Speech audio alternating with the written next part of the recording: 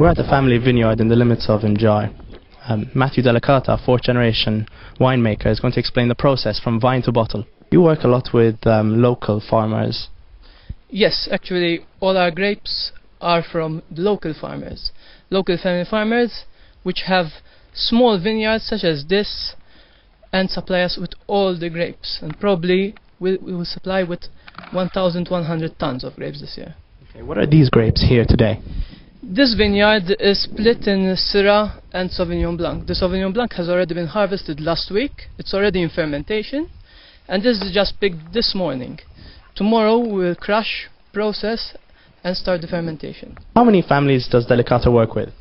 It's around roughly 180 families, so every process, even in the vineyard, is pretty much a family-oriented thing.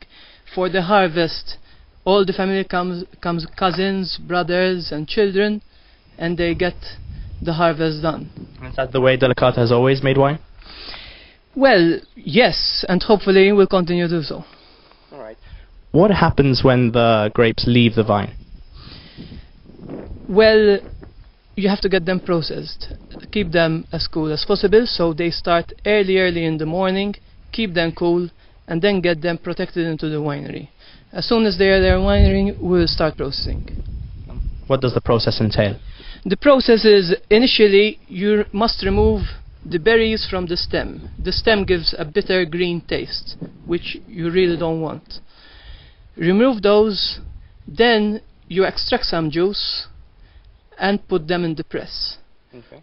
In the press, the job of the press is to remove the juice from the skins, leave the skins out and get clear juice, and with the juice you can work with and ferment.